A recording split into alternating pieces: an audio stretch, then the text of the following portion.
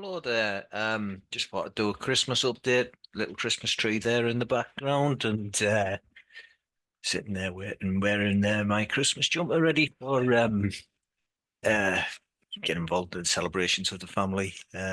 So, what I wanted to put a quick video up to start off with, to kick off with.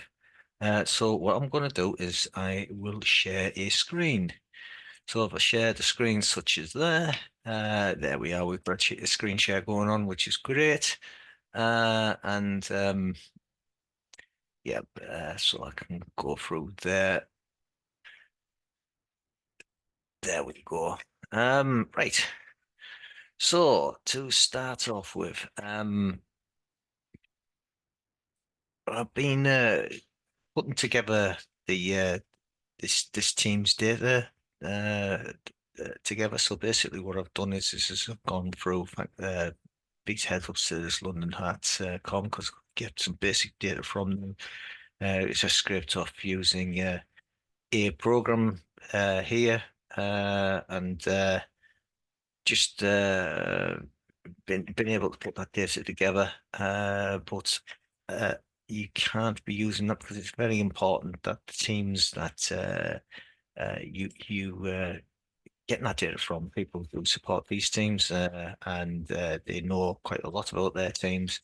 Uh, Point in fact being is this particular uh, team here, as I was checking through 1994 data, Rafe Rovers, in fact, against the odds, won the Scottish League Cup, beating Celtic after I think a 2-2 draw, and it ended up in penalties. For anybody that cares about Scottish football, which is a lot of people, and specifically Rafe Rovers supporters, would see immediately that that date was actually missing from the data that I had, and would probably go to that as a de facto first one, and it was just missing. So that's back in there. So I've had to put some code in that's going to do a lot of checking around that to verify this, and that's ongoing. I'm going to be writing quite a fair bit of code around that to be doing that. There's the code there that's work in progress. It's very scripty, but it's to do. It's to tidy up and sharpen up. So there's ongoing work in terms of that. Um, so to review the password story. So yeah, I'll verbally review that. If you can remember that the last video, I came up with a little story as you take your child to school, and then you go to the shops after. So the school we came up with was Little Town Primary. The child's 6 years old, so was born in 2017. As of the day that this is the 20, as of this is Christmas 2023. And it's Tesco, so Little Town Primary 2017. Tesco is the password. Randomly we came up and said that, think of the Magic Roundabout, which is Swindon, and then the date was 2010, which is 20 and half of 10. 20 is 10. And in the top of my head, I kind of thought, think of April showers, which is the fourth, and there's the fourth. So there's the password that I can remember on top of my head without writing it down, thinking about it, whatever. If you last watched the last video, you may remember it, and you may remember that story and follow that story. So that's the whole point is instead of having to remember 24 seed words, you can remember this. I put a lot of thought into how secure that is compared to the seed words, and there's a lot of work to be done to make that as secure. But if you keep it fairly long, you're better than average in terms of security, but there's more to come on that. Um, so review the password story to go onto this 30-word cipher. We have the calculate methods. So we'll calculate this, and I've put this create 30-word cipher code in here. The idea is that you get your seed word. Your seed words could be 12, 24, whatever length. So within this, we have something that takes that and finds that, puts that into a random position. Probably if I kind of go there, so you put that somewhere using the code here into here. Something that's not random, but it's produced with the position that gets from the word seed that you've got. And then it would goes through the code, putting things into wherever it can slot up to that number, and then it just fills it with randomly selected words which are valid. Originally, I had this as the full words, but going to the Bitcoin implementation protocol, which is number 39, it works out that you only need 4 of the words. So I've modified this so it's only 4 words, so that you get a string that comes out there. It's precisely the same length. It's always the same length, and it's of them 40 words. Right, quickly go through and into the tests. Here is a test here that we've got the random result code here. So what we got is when we put this in here, we'll get the word of that length that comes back. So if I go through and I was to debug that, will come through, it will come through to a result at the end of that there, which is 32 times 8 length, and it's always the same length, which is 240. So every word will be 240 in length. That particular one has produced a result here that we can look and say that the first 3 characters, this is at 6 asterisks, and we've got bracket S on the end of that. If I run that test to its conclusion, rerun the test, and inspect that again, we get a result here that is exactly, it is what returns, but it's different. It's different all the times, and that's kind of there to make sure that it just isn't easy to get to what's inside of that from there. So we've got a result here, which is we'll come back and give us that 32 word, 30 word, 30 word back. I've got to put together something that actually deciphers that back to your words, which is kind of in progress. Next job, I was going to mention that, but I will mention that. So you've got that. If I run that, running the test through the actual cipher, I've run the test rather than debug. So I'll debug the test so that we can actually see something there. And we do actually get a result, which is the seed word there. That is what expected. And that gives us what we kind of want to get back from there. It is in the schedule to do the next piece of work, not in the done part, but basically in development. This is that to create the cipher to the decipher one. And also because I've been putting this together as I'm thinking, that code desperately needs tidying up.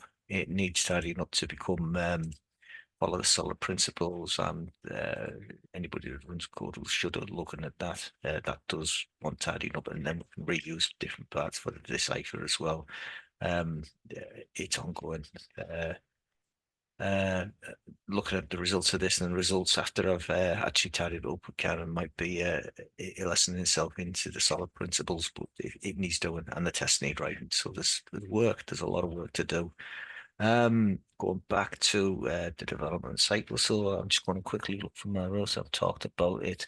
I've got the work schedule that is coming up. I'll just basically go through. I do have this cipher work that I've been working on for the previous few weeks. Really, it's been the cipher work. Um, I'd have to go back. Whoops, it is. Cancel you. I have to go back sometime since I was happily working on the Top Gun site, which for reasons of whatever I've changed direction. But this is good work. It's to be done, so I shall crack on after the Christmas break that we get to go and do some things. So if I go back into here, um, talked about that demo. Right. So the next thing I want to do is to uh, further modify the whole ciphers so that we basically got something where we can add the numbers together. The football team data is going to be changed slightly, so I'll bring it out in the date orders that they played in that particular order and who we were playing in terms of the teams. I need to write these down, get some things in place to actually get that up and running. But this is all part of the documentation that I need to produce. That's the kind of on there, but that will create a huge number. That huge number can be broken down in component parts. You can split these, the cipher that we got there, the actual cipher that we're looking at in terms of the test. This thing can be split into 32 parts, stored on NFT. So there's a whole storing on NFTs. That's the work that I'm going to kind of get to. That'll all sit within the parent NFT in the release for comment. I believe it is 155 or something like that. And then there's the 721, I believe it's the NFT. Basically, what it means is that you get one NFT and you have several NFTs that sort of sit underneath them that can parent off it. It's the ones that sit underneath, which will be the individual NFTs that will have the protocol in them. You will use the cipher that we've got to produce a number that has to go through the cipher to see, but you need to use that, go find them, and then find them individual ones on the list of NFTs, put them together. There you've got the string together. That string will go in there. But also, I'm going to use a number in here to identify what order that these NFTs need to be placed in to actually get your string. So even if you could get through and find them NFTs, and even if you could break that first cipher, put them together, and even if you could break the ciphers, you basically have to be able to get that information there to decide which order you get the words in there. Trying to make it as complicated as possible for anybody hacking this or attempting to hack this, because it's got to be virtually impossible to do for this to be useful in any way, shape, or form. So there you go. Talked about that. The documentation as together as a proposal is something that I've got to do and get it down in paper. And given time, I will do that. And yeah, and I've kind of gone through the password map because I think that is the weak point of this will be in terms of weak passwords. Because if you get a level of complications just from the fact that you're picking football teams, but if you were to pick Manchester United 1990, which is the year they won 3 cups, and every single Manchester United supporter talks about that year, you have significantly weakened the algorithm. And if you want to pick a really, really, really weak password, then things do get weaker and weaker as you sort of do that. So there still is an onus on the end user to pick stronger passwords. I'm putting a lot of thought into that. I mean, even with you getting to produce the passwords, I've kind of warned how strong the password may or may not be. It'd be better maybe to pick, if you are that Manchester United supporter, pick the team, the game that you went to, or something around that.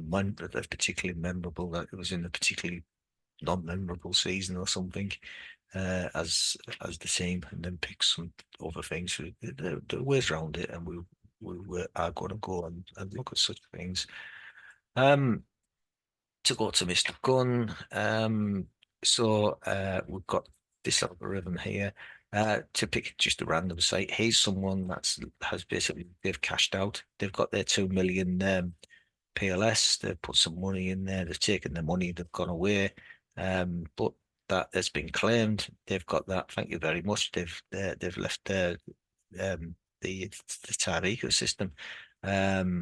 So fair play to them. They're not gaining any more PLS, but they're away doing whatever they want to do. But I kind of put this through my algorithm as my amounts that I've got, and as you can see from the period of time, we've got a curve that's going up there in terms of the amount of PLS that's been earned in monetary form, and that's just going up and up as PLS becomes more valuable, as time becomes more valuable. I'm really hoping that this curve can really start to take off. But as you can see from that very small amount of data, the actual trend, even though things are flat in the ecosystem, still goes up, continuing to passively earn, and it's worth real money. You can't really say much more than that. Back to the Internet Money Wallet. I always plug the Internet Money Wallet because I feel as if it's something that is good. You passive income. You can download the wallet. It's really you get the best value from swaps. There's everything great about it. We're sitting there waiting for the final audit so we can get the version 1. It's battle tested. It's been tested in the real world. It's working well, and biggest heads up to the team there with KG and Don Montaya from the Internet Money Wallet and everyone else that's involved with it. Thank you very much. So without further ado, look at the Christmas tree again. I will go down here and I'm looking forward to finishing the video.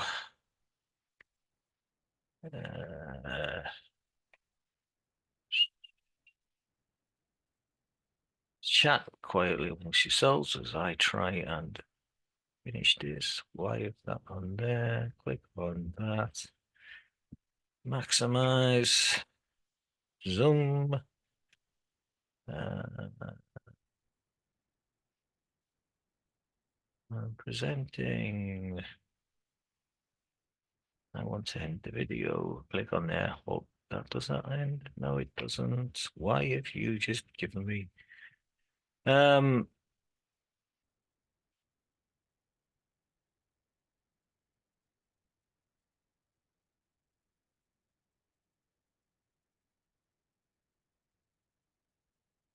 stop video?